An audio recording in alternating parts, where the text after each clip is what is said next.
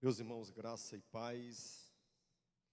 Coisa boa estarmos mais uma quinta-feira na presença do nosso Deus para aprendermos de Sua palavra, que é rica, poderosa e eficaz.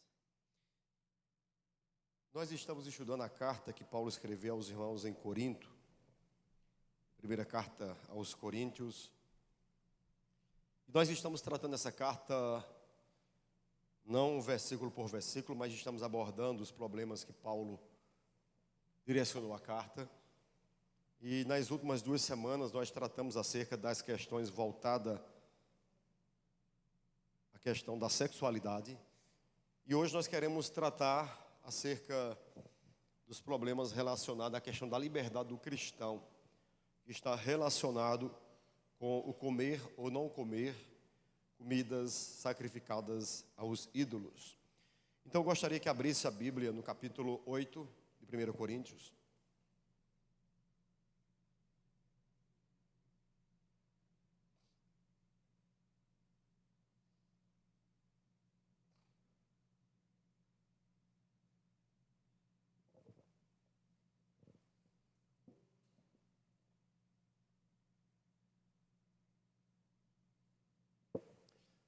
Primeira Coríntios, capítulo 8.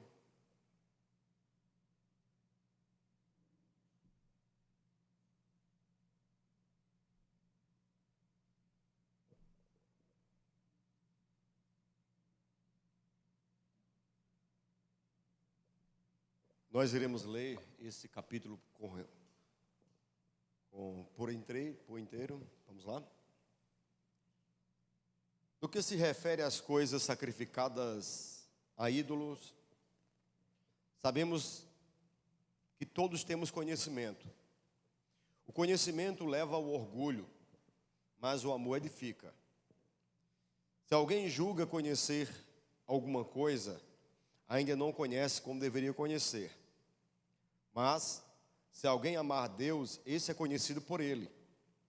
Quanto ao comer alimento sacrificado a ídolos, sabemos que o ídolo por si mesmo nada é no mundo e que não há senão um só Deus. Porque ainda que exista alguns que são chamados de deuses, quer nos céus ou sobre a terra, como há muitos deuses e muitos senhores, para nós, porém, há um só Deus, o Pai, de quem são todas as coisas e para quem existimos, e um só Senhor, Jesus Cristo, por meio de quem todas as coisas existem, e por meio de quem também nós existimos.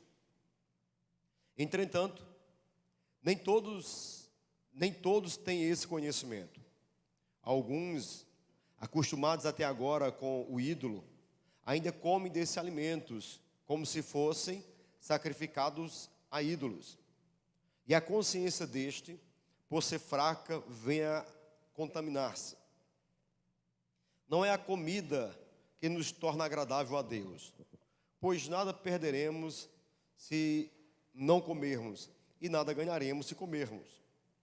Mas tenha cuidado para que essa liberdade de vocês não venha de algum modo a ser tropeço para os fracos. Porque se alguém enxergar você que tem conhecimento, sentado à mesa do templo de um ídolo, será que a consciência do que é fraco não vai ser induzido a participar das comidas sacrificadas a ídolos? E assim, por causa do conhecimento que você tem, pode-se o irmão fraco, pelo qual Cristo morreu, e deste modo, pecando contra os irmãos, ferindo a consciência fraca que eles têm, é contra Cristo que vocês estão pecando. E por isso, se a comida serve de escândalo ao meu irmão, nunca mais comerei carne, para que não venha a escandalizá-lo.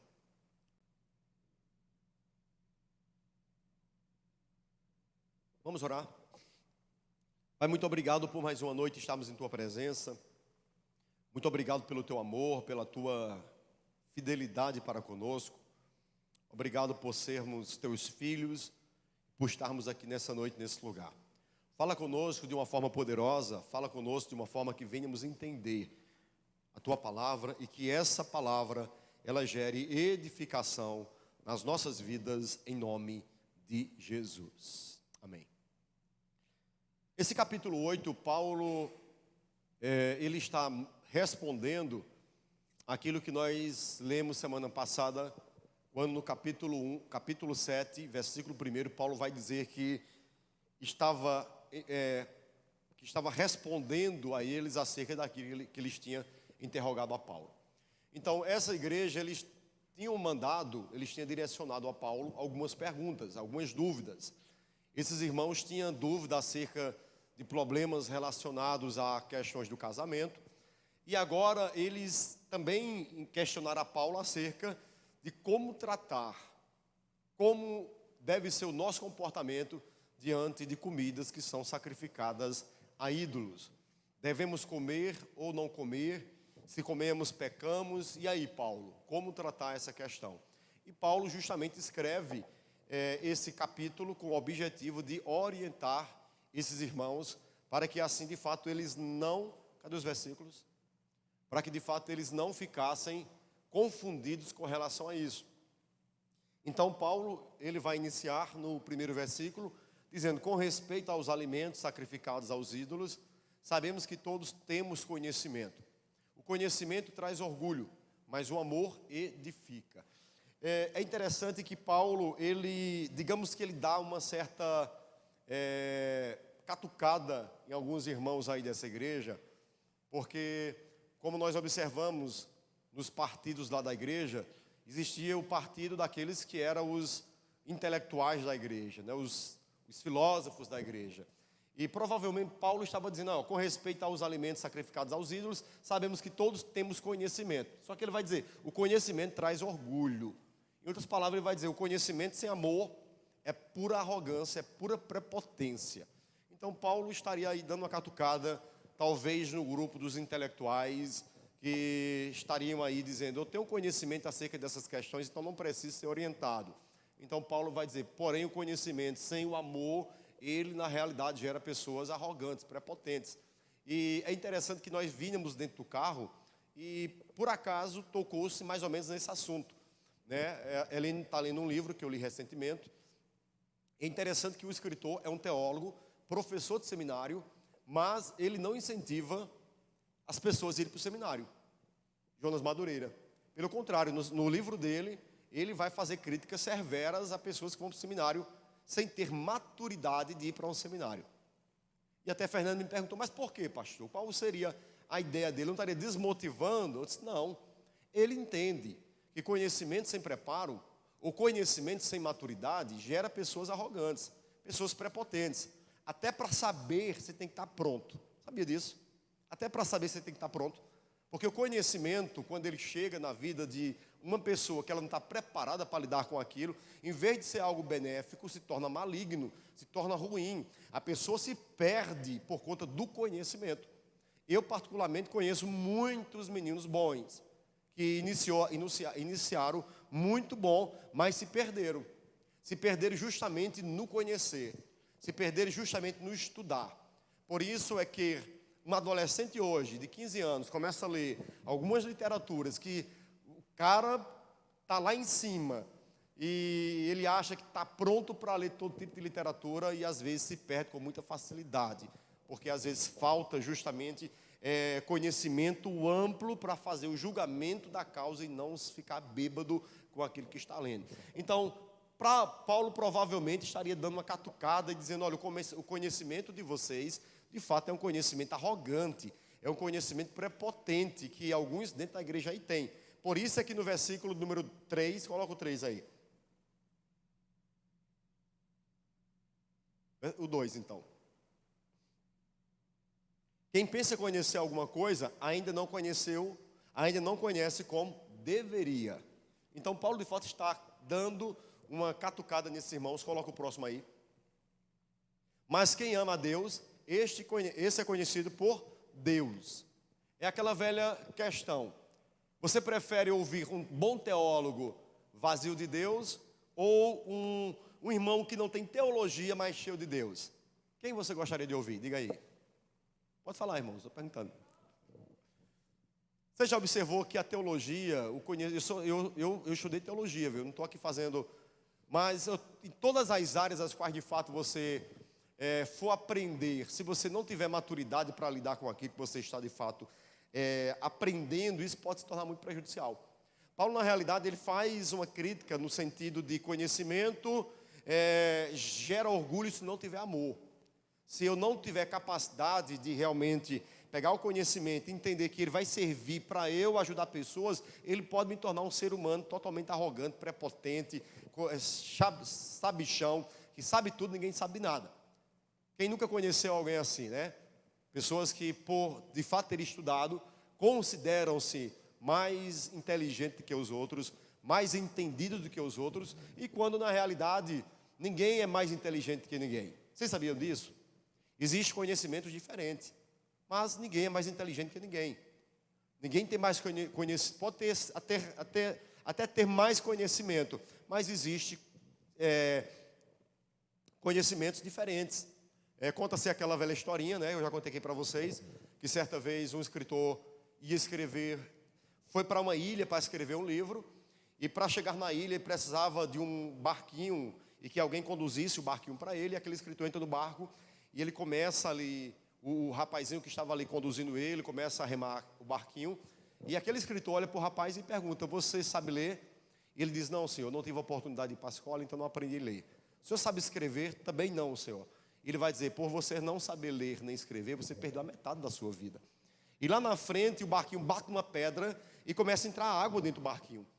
Aí daqui a pouco aquele senhorzinho que estava remando diz: o senhor sabe nadar? Ele faz: não. Eu, por não saber ler nem escrever, eu perdi a metade da minha vida. O senhor, por não saber nadar, vai perdê-la por completo, né? Ou seja, moral da história, não existe ninguém mais inteligente que ninguém. Existem conhecimentos diferentes. Então você precisa entender que o fato de eu saber de um certo conhecimento não me faz melhor do que o meu próximo. Não me dá o direito de eu tratá-lo com indiferença. Não me dá o direito de eu me colocar no patamar como se eu fosse mais inteligente que o outro. Eu estava esses dias conversando com um cara aqui de Santa Cruz. O cara é muito inteligente, ou muito estudado. O cara já estudou meio mundo de coisa. Estudou tanto que é meio doido.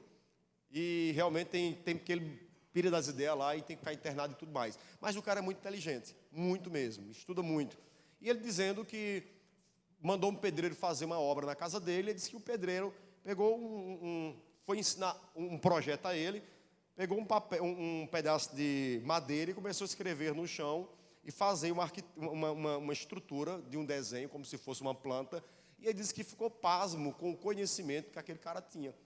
O cara não tinha habilidade de ir para um computador e fazer um projeto em 3D, mas pegou um pedaço de madeira, começou a escrever no chão e mostrar para ele o sentido daquela obra. E ele dizendo que ficou pasmo diante e aprendeu muito ouvindo aquele camarada, um simples pedreiro que provavelmente não teve a oportunidade também de cursar ou de se preparar numa faculdade, mas estava ensinando a um professor de faculdade lições as quais de fato ele não aprendeu. Então, na realidade, Paulo vai dizer: mas quem ama a Deus, este é conhecido por Deus. Ou seja, devemos buscar o conhecimento para entendermos que não tem coisa melhor do que de fato aprendermos acerca de Deus e de fato sermos conhecidos por Deus. Aí Paulo agora vai entrar de fato no assunto qual nós queremos tratar nessa noite.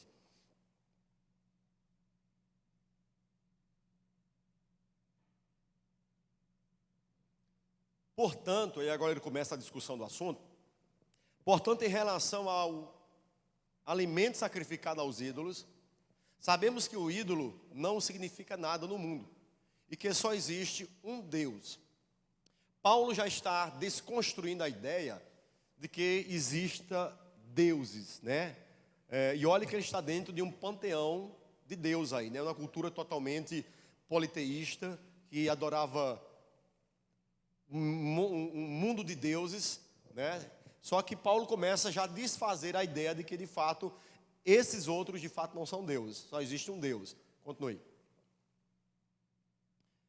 Pois mesmo que haja os chamados deuses, quer no céu, quer na terra, como de fato há muitos deuses e muitos senhores. Adiante. Para nós, porém, há um único Deus, o Pai, de quem vêm todas as coisas e para quem vivemos, e um só Senhor, Jesus Cristo, por meio de quem vieram todas as coisas e por meio de quem vivemos. Prossiga. Contudo, nem todos têm esse conhecimento.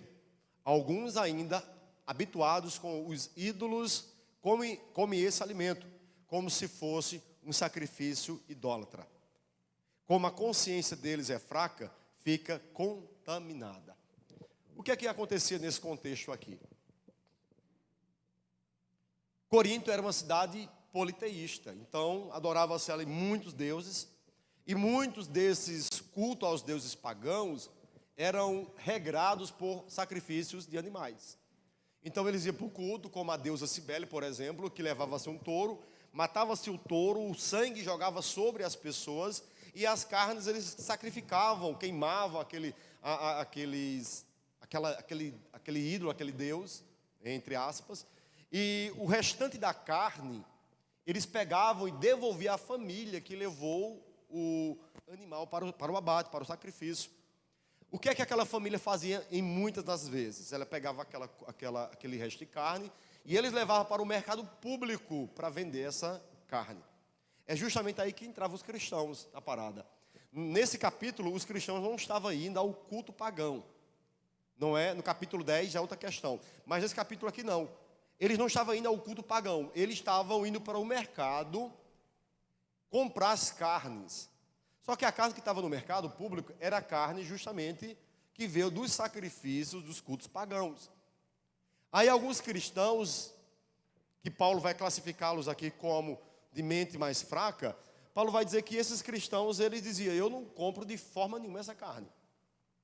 Existia, pelo que entendemos, um hábito não só de comprar e levar para casa, mas existia o hábito também de comprar essa carne e assar ela e comer lá no mercado público. E aparentemente era algo entre eles comum.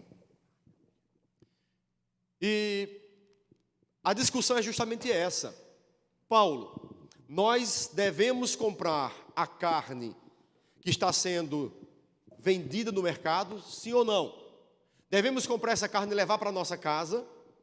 Se eu comprar ela, mas ela foi oferecida a deusa Cibele, ela foi oferecida ao Deus tal, e agora? O que fazer diante disso? Paulo ele faz uma desconstrução, dizendo o seguinte: primeiro, o ídolo nada é. O ídolo nada é.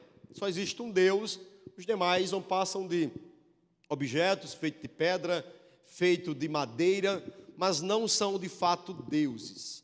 Então Paulo ele começa a trazer essa desconstrução.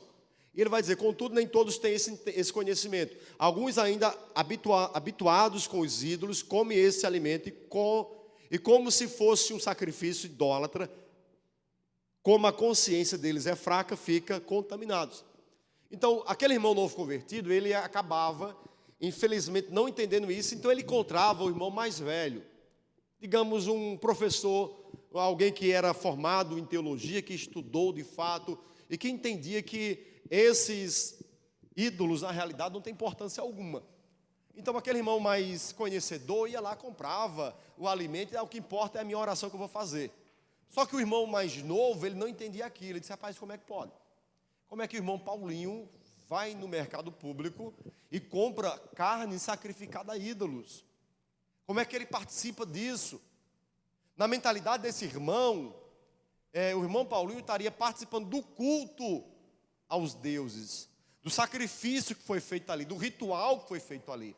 E isso gerava dúvidas acerca na mentalidade desses irmãos. E ele acabava ficando contaminado, que a palavra aí seria enfraquecido, em dúvida, acerca da liberdade que eu, entre aspas, tenho.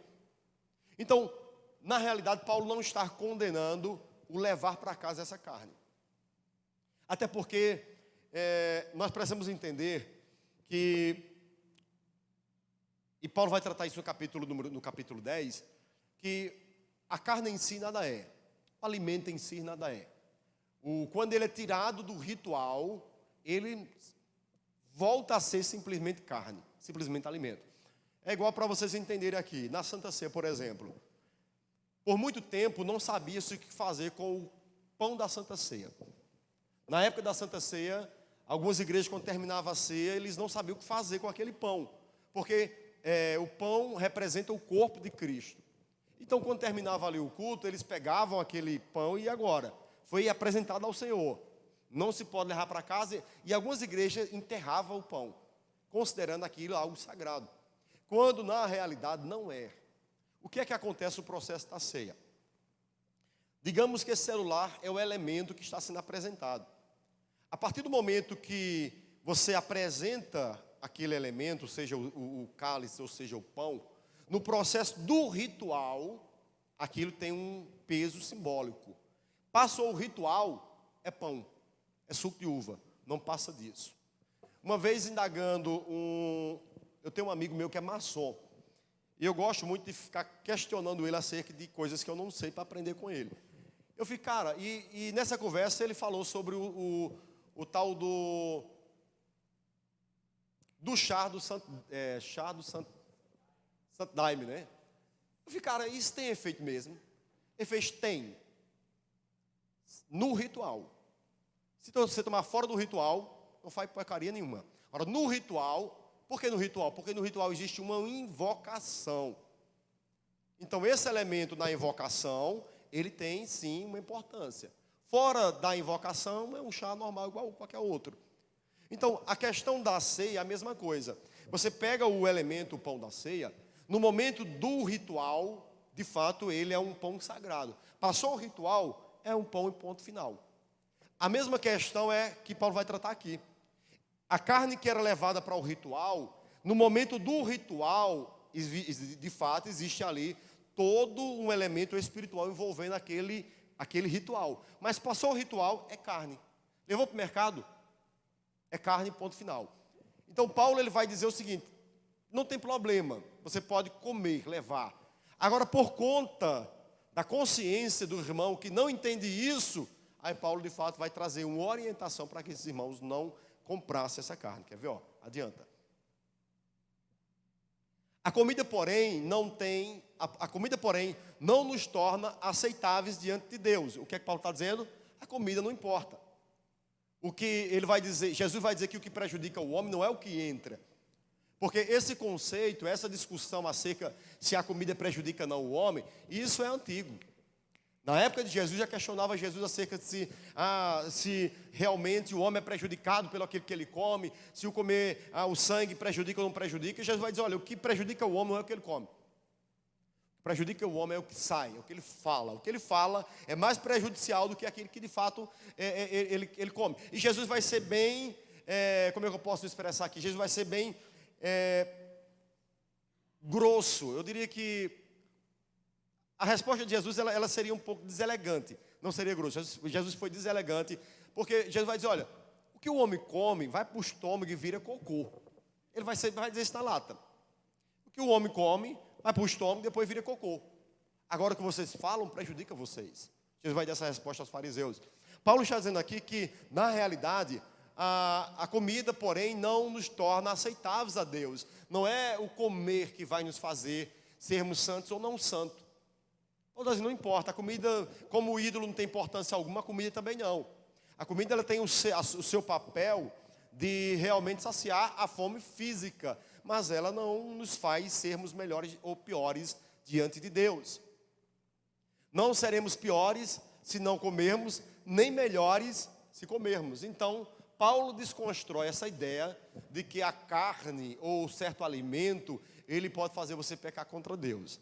Então aí já cai por terra os adventistas que dizem que não pode comer carne disso, carne daquilo, porque Paulo entende que agora na nova aliança, esses conceitos foram totalmente rejeitados, colocados lá, são passados, não tem mais poder de influência alguma.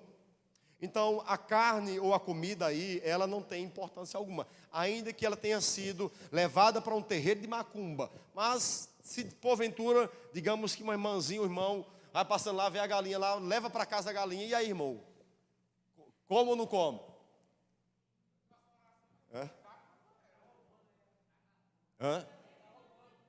Tá roubando, né? era mais ou menos isso que acontecia. A carne ia para o sacrifício, terminava o sacrifício, pegava-se a carne, levava para o açougue, para vender a carne no açougue. E os irmãos iam lá e compravam, e alguns não compram porque eles entendiam de fato que a carne nada era, que esse alimento não tinha poder de influência alguma, e alguns levavam, mas outros ficavam em pânico com relação a isso. Se alguém chegasse aqui agora e dissesse, irmão, vai ter uma comida aí em cima, aí umas coxinhas de galinha, todo mundo comendo, depois no final dissesse, essa galinha, você sabe de onde veio? Veio do terreiro de Macumba, e aí? Enquanto alguns iam dizer, oxe, glória a Deus, outros iam dizer, misericórdia, Jesus, me perdoa porque eu comi essa comida. Então, geraria de fato uma dubialidade, pensamentos aí, pequei, não pequei, errei, não errei, era mais ou menos a mesma questão, e os mesmos questionamentos que estavam acontecendo aqui na igreja de Corinto.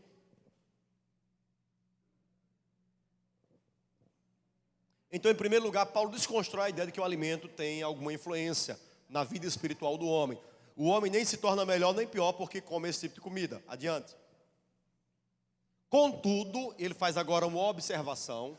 Ele levanta aqui a questão. Contudo, tenha cuidado para que o exercício da liberdade de vocês não se torne uma pedra de tropeço para os fracos. Então, Paulo vai dizer, o ídolo nada é porque só existe um Deus. A carne não tem poder nenhuma de influenciar na vida espiritual de vocês. Vocês não vão se tornar mais crentes porque comeram essa carne que foi sacrificada, nem menos crentes porque comeram. Porém, portanto, nós temos que ter cuidado, porque o outro, o mais fraco, ele não vai compreender essa tua liberdade.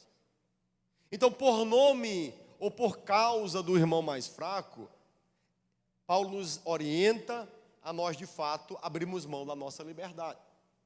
E é aí que, de fato, abre-se um leque aqui para nós fazermos alguns questionamentos. Até que ponto? Porque nós vivemos hoje, é muito comum entre os irmãos, dizer, eu não devo satisfação a ninguém, você deve satisfação. O cristão, na realidade, ele tem que entender que ele precisa, em algumas ocasiões, abrir mão da liberdade dele por conta da consciência do outro.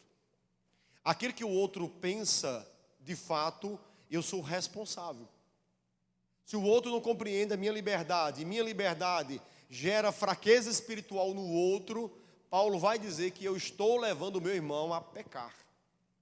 E Deus vai requerer de mim essa liberdade que eu, de fato, estou exercendo. Então, o alimento não tem importância, o ídolo não tem importância, mas mesmo sabendo disso, eu tenho que tomar cuidado com a minha liberdade. Porque a minha liberdade pode gerar fraqueza, desequilíbrio espiritual em outras pessoas, que não têm a mesma maturidade espiritual que eu tenho, ou que você tem, e que a nossa liberdade pode realmente gerar, no contexto, escândalo para aqueles irmãos que agora estão caminhando na fé. Talvez hoje nós não temos esse problema de carnes sacrificada, mas nós temos outros problemas no século no qual vivemos. Por exemplo, uma das grandes discussões é acerca da bebida.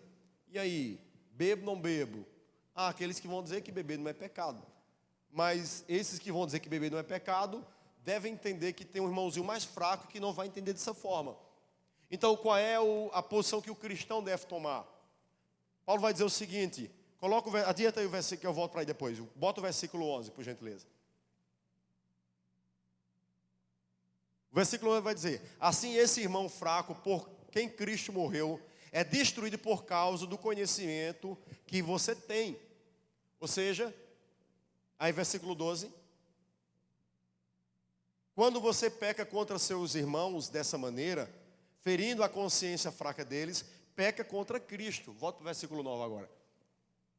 Então Paulo está dizendo o seguinte, irmãos, vocês têm liberdade. Agora, a liberdade de vocês, ela tem que ter limites também. Vocês têm que policiar a liberdade de vocês. Por isso é que ele vai dizer que todas as coisas não são lícitas. Ou seja, o cristão pode tudo. Tudo nós podemos.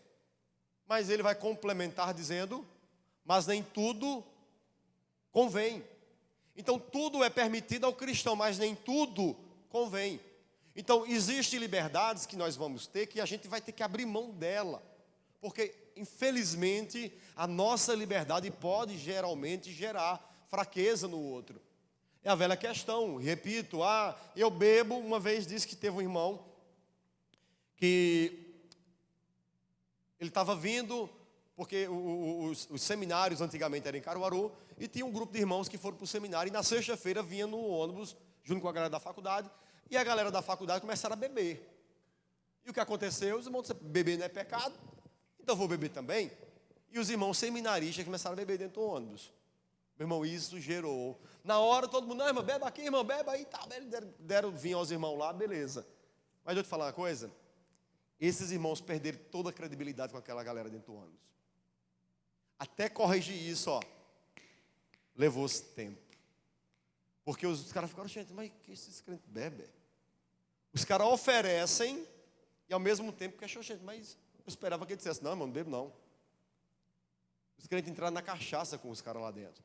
Infelizmente, geraram dúvidas e geraram questionamento na mente de pessoas que na realidade nem sequer, ou pensavam que cristão de fato não tocava em bebida alcoólica. E eu não quero entrar no X da questão aqui, se pode ou não pode. Mas eu quero dizer que a questão é que a minha liberdade, muitas vezes, ela vai ser freada, ela vai ter que ser policiada por conta do outro, da mente do outro. Será que o outro vai entender a minha liberdade? Eu, por exemplo, como pastor, eu entendo hoje que usar um short não é pecado. Mas eu evito ir no mercado de short. Eu evito ir numa feira de short. Porque alguém vai olhar para mim e vai dizer, mas o pastor, deixei. Porque na mentalidade dele, pastor não pode usar short, pastor tem que ter uma... E até entendo que, eu até vi esses dias Ciro Gomes, ele falando, eu como uma figura pública, eu não ando com toda roupas. Toda roupa. Então, eu ando com certas roupas mais elegantes para que as pessoas me respeitem dessa forma. Então, se um político entende que ele tem que ter uma postura mais séria, imagina um líder espiritual. Então, às vezes, eu abro mão da minha liberdade para que o outro se sinta totalmente bem, para que não seja questionado o fato, para que minha liberdade não gere nenhum empecilho na vida deles. Então, eu abro mão de liberdades que eu tenho para que realmente ninguém deixe me ouvir. E eu vou aqui abrir um parênteses. Se você for na minha rede social, você não vai ver nada de política lá. Nada de política. Pastor, o senhor não vota não? Eu voto. Mas eu não me posiciono em rede social.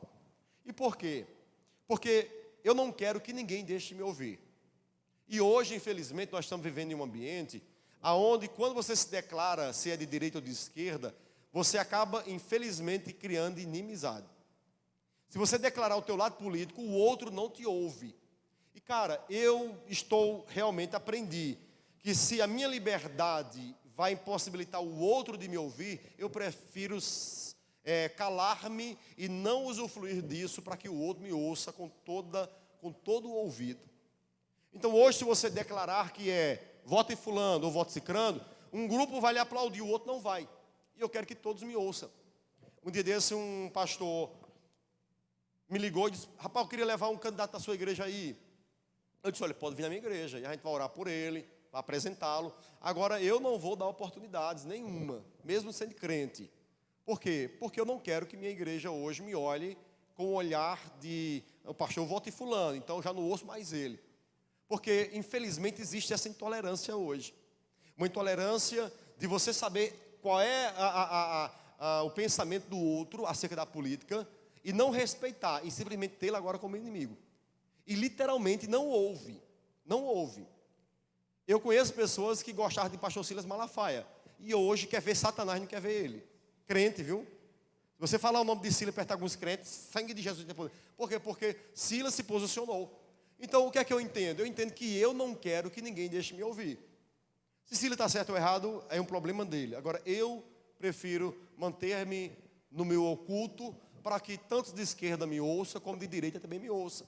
Porque eu entendo que a minha maior missão não é preleitar, se é que essa palavra, ou lutar em busca de uma ideologia política, mas sim de uma ideologia cristã. É fazer com que todos de fato me ouçam. E eu fico observando que algumas pessoas nas suas redes sociais acabam se posicionando e às vezes usando palavras que maltratam o outro. Quando você vai na sua rede social e você chama o eleitor de tal de burro, ou chama o outro de gado, você automaticamente está fechando portas para falar de Jesus para algumas pessoas. Você até fala do seu político, mas não fala mais de Jesus para aquela pessoa. Porque quando você for falar, ele não vai te ouvir. Um dia desse, eu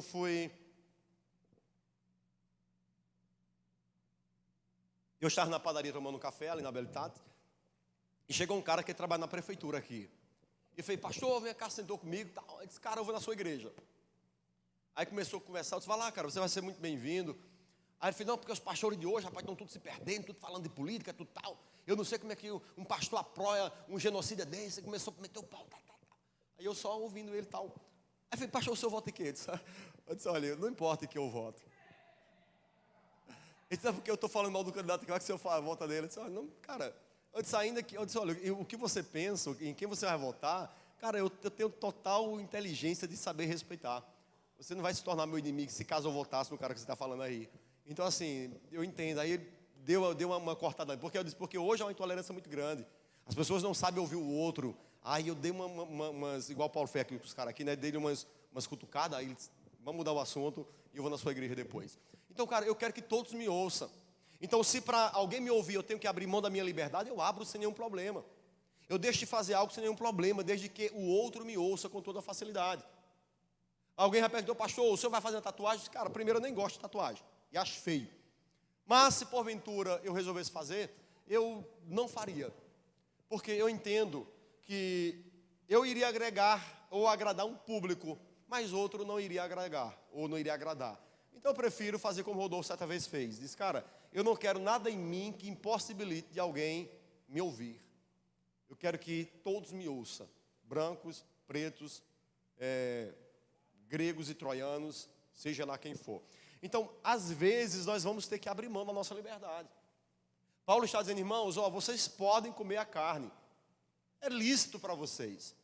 Mas, se a tua liberdade vai deixar a fé do outro em choque, não come, cara. Abre mão dessa liberdade. Aí tem que vai dizer, não vou abrir mão da minha liberdade por conta disso, não. Esses dias eu estava falando com um amigo, e eu disse, mano, muda a foto do teu WhatsApp, bicho, porque não tá legal, não. Não tá legal, não tá boa. E eu mandei um texto, porque é ruim você interferir na vida do outro, tudo tal. Eu acho isso muito chato. E eu disse, cara, deixa eu vou te dar um conselho aqui. Vou ser o pastor chato agora, viu? Essa tua foto não tá legal, cara. Não condiz com quem tu és. Aí ele, não, pastor, beleza, eu vou mudar, mudou lá. Eu disse, cara, é porque infelizmente hoje nós temos que abrir mão da nossa liberdade, muitas vezes, cara, para que outros nos ouçam. Aí, não, pastorzão, tá beleza, tranquilo, tá ok, tal, beleza, é bom que o irmão for obediente. Mas tem outros crentes que dizem, não, é minha liberdade, pastor, tô nem aí porque o outro pensa não. Cara, então você, infelizmente, tem que aprender princípios do Evangelho. E princípios do Evangelho é que eu não busco meus próprios interesses, eu busco o interesse do meu irmão. Eu penso no outro. Cara, se a minha liberdade deixa o outro em crise, então eu vou abrir mão dela. Diz que certa vez tinha um grupo de pastores que alugaram uma casa em Tamandaré e coincidiu, vê que obra do destino. Os pastores alugaram uma casa, aí parece que eles iam ficar só 3, 4 dias naquela casa e ia para outra casa no mesmo local. Aí só que quem ia pegar aquela casa quando eles saíssem era um grupo de Santa Cruz, de crente também. Aí quando os pastores saíram, que chegou o grupo de Santa Cruz que não era da mesma igreja, quando chegaram lá, tinha uma garrafa de uísque. Mas, rapaz, gente, mas não era o pastor que estava aqui? Como é que tem uma garrafa de uísque aqui dentro? Meu amigo, isso gerou uma confusão na mente desses camaradas. E para infidelidade, depois o pastor voltou para buscar a garrafa de uísque. Ô, pastor imprudente. Deixasse para lá, dissesse que é do caseiro que esqueceu aí, né? Mas, infelizmente, a liberdade daqueles camaradas colocaram em xeque a liberdade do outro, a fé do outro. Fazendo com que o outro agora fique achando, se um pastor pode beber uísque, eu vou tomar cachaça. Ou é para 50 que eu gostava mesmo. Então, às vezes, a gente tem, cara, de fato, dizer, meu irmão, algumas questões me era permitida, mas eu abro mão hoje, porque Cristo é quem predomina, vive em mim. Então, por amor do evangelho, eu abro mão. E, cara, isso nada mais é do que amar o próximo como a si mesmo. Você sabia disso? É amar o próximo como a si mesmo. É eu olhar para o outro entendendo a deficiência do outro. É eu olhar para o outro dizendo, cara, o cara não tem o mesmo pensamento que eu tenho. O cara não pensa, é igual quando eu falei aqui, eu vou voltar aqui, dar um, volta a fita lá, como é que chama? Rebobinar a fita aqui. Quando eu falei que Jonas Madureira é um professor hoje, que ele não incentiva a galera a ir para o seminário, eu vou dizer por quê. Porque o cara quando vai para o seminário e ele não tem maturidade, aí ele vai aprender homilética lá no seminário. Ele vai aprender que um sermão tem que ter um tema, uma introdução, uma proposição, primeiro ponto, segundo ponto, terceiro ponto, aí ele vem para a igreja.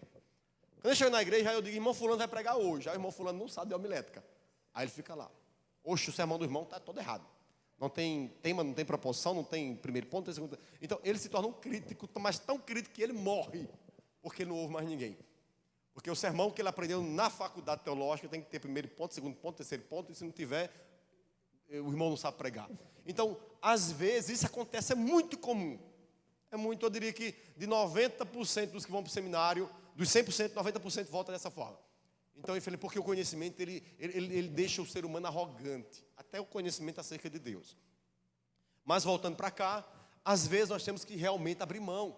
E isso vai ser muito comum em muitas questões das nossas vidas. A gente vai ter que abrir mão de liberdades nossas. Às vezes, eu como pastor vou ligar para você, vou ligar não, vou mandar mensagem no WhatsApp, irmão, pelo amor de Cristo, olha a tua foto, olha essa postagem na tua rede social, te orienta, irmão ou irmão. Aí você vai dizer, cara, é porque realmente eu sou cristão. E a minha liberdade pode, de fato, gerar dúvida na mentalidade do outro.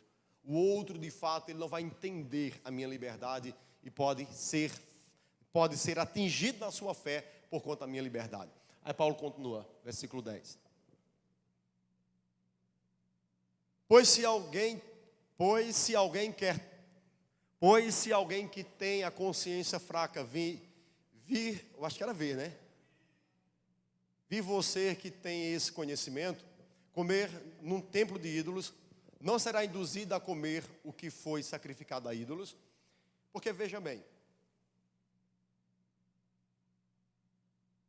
o camarada ele pode ter a mentalidade de dizer, oxe, eu vou pegar essa galinha preta aqui, compro ela, levo para casa, chega em casa, Senhor, te apresenta essa galinha aqui, ela é alimento santo agora, em nome de Jesus, cozinha ela e come, beleza. Não tem importância nenhuma para você, você vai ser alimentado. Mas em contrapartida o outro não tem.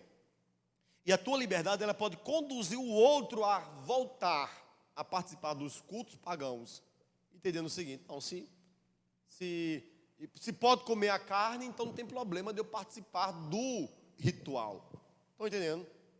Porque o outro vai dizer, não, peraí, se o pastor fulano ou o irmão fulano, que é presbítero, que é diácono, que é professor da escola bíblica, se ele comprou a comida que foi sacrificada e levou para a casa dele, então eu posso ir então no terreiro de macumba.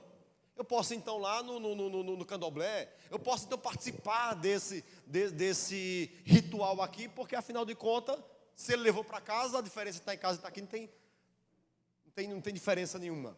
Então, a liberdade desses irmãos poderia conduzir alguns irmãos a de fato estarem voltando às suas práticas pagãs. Estaria atrapalhando o desenvolvimento da fé desses irmãos. E por Paulo entender que isso seria muito prejudicial, aí Paulo de fato vai orientar eles nos versículos número 11, dizendo o seguinte: assim esse irmão fraco por quem Cristo morreu, é destruído por causa do conhecimento que você tem. Então o conhecimento sem amor gera pessoas arrogantes, prepotentes, que pensam apenas em si mesmo. Então o conhecimento regrado com o amor, ele faz eu dizer, bicho, eu realmente sei homilética, o irmão não sabe, mas eu vou ouvir ele até o final. Eu vou dizer mais, no terminado de pregar, eu vou dizer, meu irmão, que mensagem boa que você pregou. Então o conhecimento, quando ele é regrado com amor, quando a pessoa é madura, ele não vai ser o crítico destrutivo, ele vai ser o incentivador, ele vai dizer, meu irmão, que coisa maravilhosa, que palavra boa que você teve, que louvor que você louvou. Mano, você não sabe, é o professor de música que chega no culto, ouve o irmão cantando, e quando ele diz, meu irmão, como você canta? E o cara, mas professor, você canta demais, meu irmão. E o professor sabe que ele precisa evoluir, mas o professor sabe que ele não teve a oportunidade ainda de aprender como o professor aprendeu. Isso é conhecimento regrado com amor. Isso é você ter essa maturidade de entender que o outro não teve a oportunidade que eu tive até agora. Ele pode até ter e se tornar melhor, mas eu tenho que compreender as limitações do meu irmão para que realmente eu não me torne arrogante, prepotente e que apenas busque os meus próprios interesses. E é essa mentalidade que nós temos que entender, que o nosso conhecimento ele tem que ser regrado por amor. E a nossa liberdade ela tem que ser regrada pelo amor de Cristo, para que realmente a gente pense no outro, para que realmente a gente entenda que se as minhas liberdades vai provocar dano espiritual no outro, eu abro mão para que o outro de fato se sinta bem. Nem todo pensamento eu exponho. Eu acho uma das coisas mais tolas que tem, é o cara ir para a rede social expor pensamentos, e só traz mal para a vida dele, porque ninguém vai compreender o que ele está pensando. Existe um pastor que ele dividiu a igreja dele por completo, por conta de um pensamento que ele expôs. E a galera não compreendeu. Ele fez uma matéria, apesar que a igreja dele hoje faz casamento homossexual. Mas na época, ele fez uma declaração dizendo que era a favor da união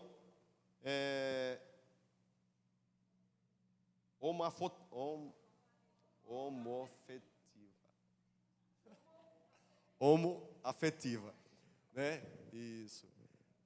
E ele fez essa declaração, e essa declaração gerou uma desconstrução na igreja desse cara. Depois, ouvindo ele direitinho, eu concordei com ele. Porém, não tem necessidade dele fazer essa declaração. Ele quis dizer o seguinte: olha, isso foi já numa entrevista que agora o jornalista falou: pastor, e foi que houve? O senhor defende? Disse, não, olha, a questão é o seguinte: eu entendo o seguinte, se um casal homoafetivo,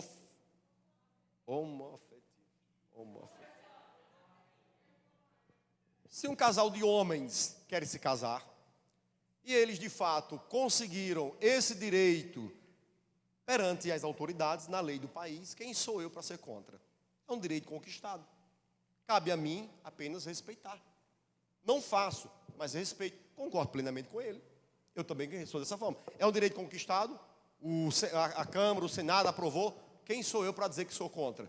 Agora, não queira me obrigar a fazer o casamento. Aí a parada já é outra.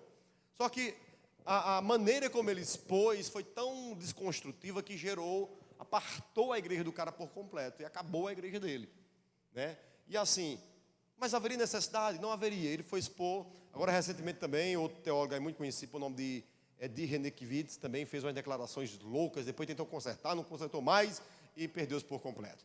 Mas voltando para o assunto, nós temos que entender que a nossa liberdade, ela de fato gera prejuízo na vida do outro. Então, nós como cristãos, nós temos que entender que amar ao próximo é se preocupar com o outro. É entendermos que a minha liberdade, ela tem que, se eu prejudico o irmão com os meus pensamentos, então eu tenho que saber até que ponto eu posso falar, até que ponto eu posso me expressar, até que ponto a minha liberdade, de fato, ela é construtiva para a vida dos meus irmãos. Tem coisas que eu não compartilho se a pessoa não tiver capacidade de ouvir. Eu fiz uma viagem e eu fui jantar com um irmão da Assembleia de Deus, viu? Aí quando eu cheguei, ele disse: rapaz, vou te levar numa pizzaria muito boa. A gente foi na pizzaria. E quando chegou na pizzaria, o garçom fez: a de sempre. Aí ele fez: beleza. Aí depois ele fez: não. Aí o garçom tinha aberto já. Tinha aberto a brama já. Ele estava com o irmão, não podia mostrar. Aí eu falei: não, pai, fique tranquilo aí. Então assim, ele era acostumado naquele local e beber cerveja, né? Aí a força do hábito, o gato lá de sempre, isso, aí o garçom já abriu a brama dele lá, quando ele, quando ele foi dizer não, o garçom tinha aberto, já abri, cara, né? Então assim, eu disse: não se preocupe não, porém, eu sou um cara maduro, mas, e se não fosse eu? Se fosse um irmãozinho, irmão fulano bebendo, cantor, é um cantor, viu, esse camarada? Então assim, nós temos que ter, policiar as nossas liberdades, para que realmente pessoas não sejam fragilizadas por conta dessa liberdade que nós temos. Nessa mesma viagem, Aí depois ele foi no mercado e disse, não, irmão, eu gosto de tomar cerveja sem álcool. Aí comprou uma cerveja sem álcool.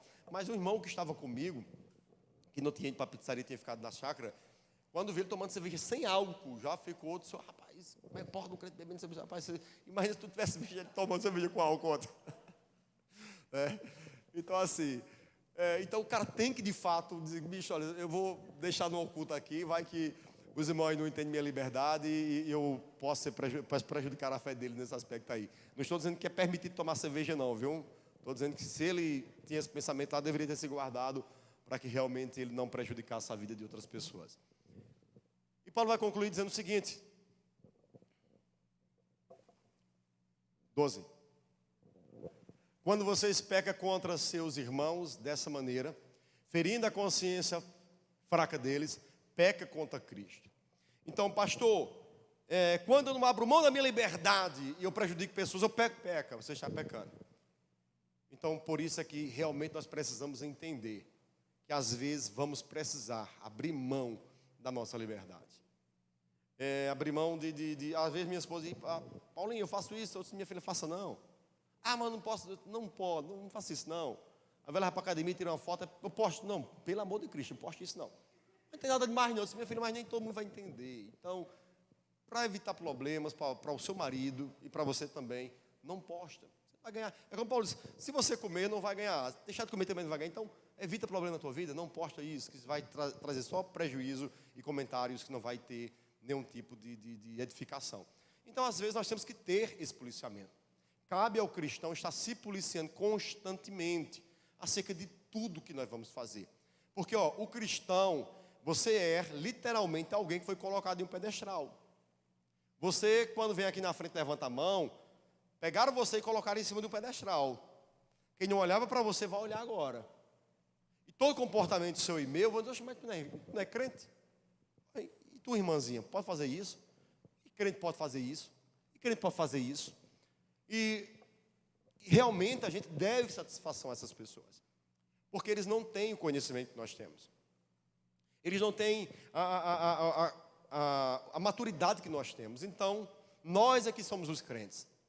Uma vez alguém chegou para mim e disse, pastor, a minha mãe é muito ruim. Faz isso, faz aquilo. Eu disse, olha, mas sua mãe é crente? Não. Mas você é o crente da questão.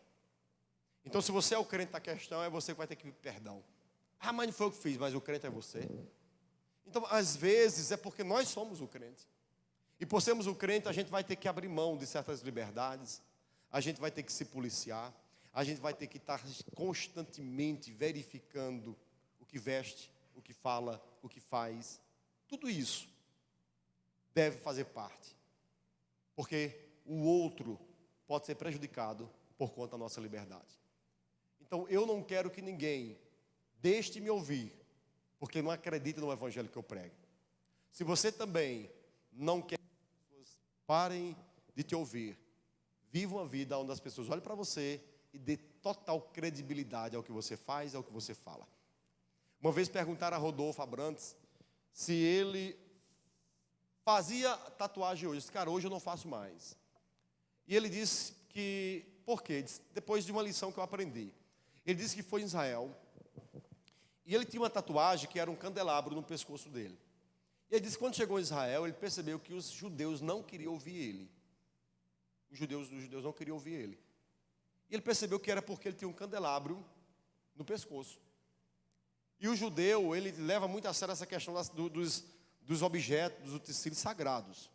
Então, tudo que é sagrado não pode ser colocado, não pode ser tal. E quando eles viram um candelabro tatuado nele, era como se fosse uma profanação de um símbolo sagrado. Então, o judeu não ouvia ele. Foi o que ele fez. Veja que abriu mão da sua própria liberdade. Ele desfez a tatuagem. Ele mandou cobrir a tatuagem. Ele disse, porque eu não quero nada em mim que impossibilite o meu irmão de me ouvir. E esse deve ser o pensamento de um cristão. Eu não quero nada em mim que me impossibilite alguém de me ouvir. Então, se para isso eu preciso abrir mão de me declarar publicamente quem vou votar, eu faço isso. Se para isso eu precisar de abrir mão de ir no mercado com short, eu faço isso. Se para isso eu preciso abrir mão de certas coisas, eu faço isso. Porque eu não vou perder nada se eu fizer isso, eu vou ganhar com isso.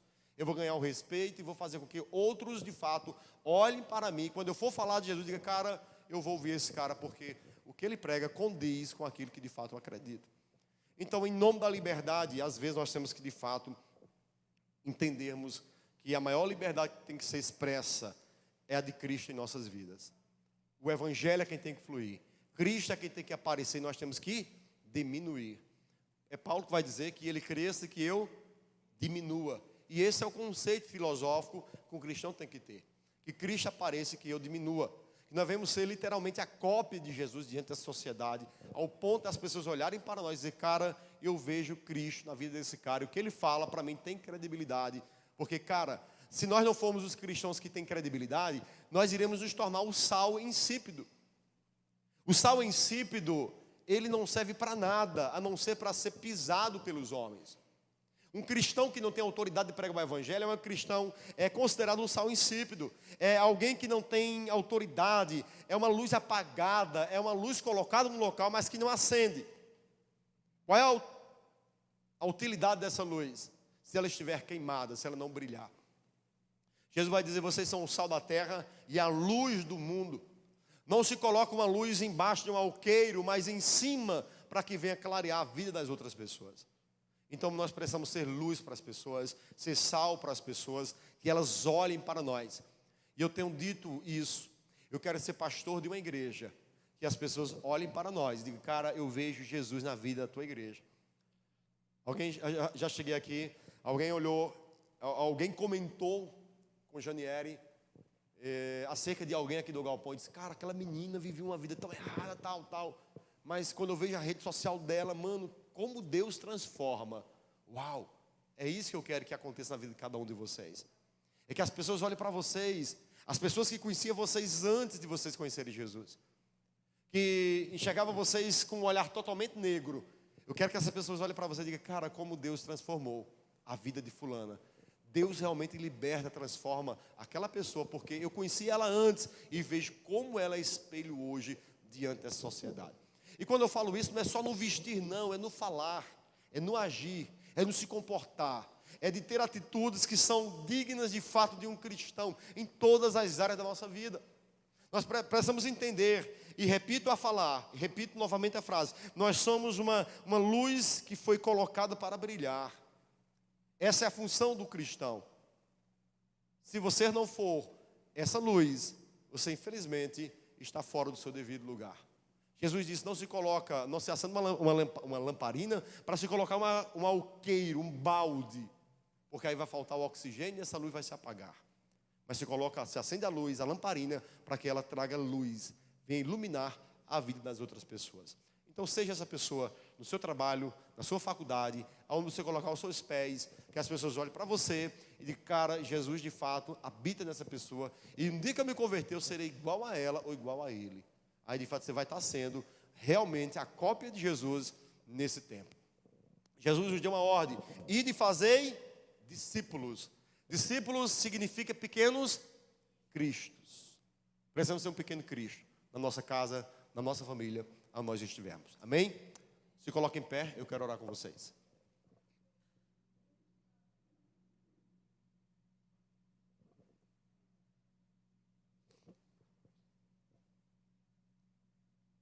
Pai, nessa noite eu quero te agradecer pelo privilégio que temos de estarmos aqui nesse lugar. Eu sei que tua palavra, ela tem poder de nos quebrar. A tua palavra, ela tem poder de nos desconstruir. Porque teu evangelho é o dínamos. O teu evangelho é uma dinamite que entra dentro da nossa mente, desconstrói as filosofias pagãs, desconstrói as ideologias erradas e nos constrói, e nos faz sermos de fato quem somos, quem fomos projetados para ser. O teu evangelho tem poder de nos tirar, de nos limpar. Por isso é que o Senhor falou para teus discípulos, vós já estáis limpo pela palavra que ouvistes. Nos limpa a cada dia pela palavra, nos limpa a cada dia pelo teu Espírito. A minha oração é que não eu como pastor, pois eu não tenho poder de mudar ninguém, mas que teu Espírito, através da palavra, ele venha limpar a tua igreja. Ele venha, de fato, fazer uma lavagem na mente, no coração, nos pensamentos, em tudo. que nós devemos entender que não é mais sobre nós, é sobre Ti. Não é por nós que vivemos, não é para nos aparecermos que vivemos, mas é para o Senhor aparecer em nós. Pois nós somos Tua igreja e nós queremos refletir a Tua luz aqui neste mundo. Pai, eu te oro, grato por esta noite, grato por essa palavra, em nome de Jesus. Aplaude bem forte Jesus aí, amém?